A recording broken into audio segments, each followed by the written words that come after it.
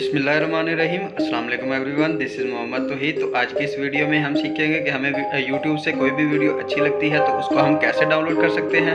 तो 1 मिनट की वीडियो है तो आपको 1 मिनट में ही वीडियो डाउनलोड करना आ जाएगी। तो चलिए हम कंप्यूटर की स्क्रीन पे प्रैक्टिकल आपको करके दिखाते हैं। सेम वही तरीका मोबाइल पे भी कर सकते हैं और आप कंप्यूटर पे भी कर सकते हैं। तो चलिए वीडियो को स्टार्ट करते हैं। उससे पहले अगर आप हमारे चैनल पर न्यू हैं तो चैनल को सब्सक्राइब और साथ दिए गए बेल के बटन को दबा लें ताकि तमाम वीडियो का नोटिफिकेशन आप लोगों को मिलता रहे। तो चलिए स्क्रीन पे चलते हैं। कंप्यूटर की स्क्रीन पे आ गए हैं। तो अब फॉर एग्जांपल अब हमने ये वाली वीडियो डाउनलोड करना है यूट्यूब से, ठीक हो गया। तो हमने सिंपली क्या करना है, शेयर के बटन पे क्लिक करना है। शेयर के बटन क्लिक करने के बाद ये देखिए ये लिंक आ रहा है, इसको हमने यहाँ से कॉपी कर लेना है और हमने गूगल क्रोम पे चले जाना है। यहाँ पे हमने लिखना है यूट्यूब वीडियो डाउनलोडर, ठीक है। उसके बाद इसको सर्च करेंगे।